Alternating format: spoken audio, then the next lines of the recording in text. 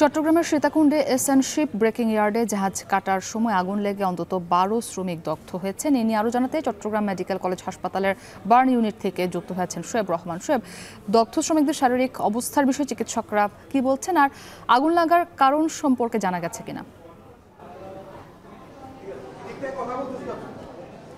মুক্তি, আপনি যেমনটা বলছিলেন, চট্টগ্রাম মেডিকেল কলেজ হাসপাতালের বার্ন ইউনিটে ১২ জন শ্রমিক এসেছেন এবং তাদের প্রত্যেকের অবস্থা আশঙ্কাজনক বলে চিকিৎসকরা জানিয়েছেন। আমরা এখানে এসে দেখতে পেয়েছি যারা দগ্ধ হয়েছেন তাদের ২ থেকে ৯০% পর্যন্ত পুড়ে গিয়েছে শরীরের বিভিন্ন অংশে, এবং চিকিৎসকরা যেটি বলছেন যে ২ থেকে ৯০% পুড়ে গিয়েছে রোগীদের। সেই কারণে প্রত্যেককেই তারা বলছেন যে তারা আসলে আশঙ্কাজনক অবস্থায় ভর্তি হয়েছেন, এবং তাদের মধ্যে যারা রয়েছেন অনেকের শ্বাসনালী পুড়ে গিয়েছে, এবং শ্বাসনালী পুড়ে যাওয়াটা আসলে খুব শঙ্কার বিষয়, এবং শ্বাসনালী পুড়ে যাওয়াতে কিন্তু তারা প্রত্যেকে শঙ্কায় রয়েছেন।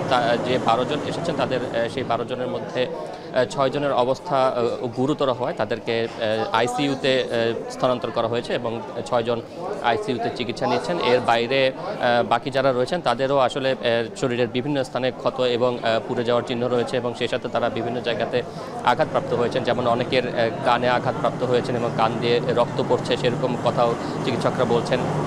সব কিছু মিলিয়ে যারা মূলত আহত হয়েছেন প্রত্যেকেরই আসলে বেশ কঠিন অবস্থা বা কঠিন পরিস্থিতির মধ্যে দিয়ে তারা আসলে হাসপাতালে ভর্তি হয়েছেন, এবং চিকিৎসকরা বলছেন তারা সর্বাত্মক চেষ্টা করছেন, এবং যারা এসেছেন তাদের যে চিকিৎসা কার্যক্রম সেটি তারা শুরু করেছেন।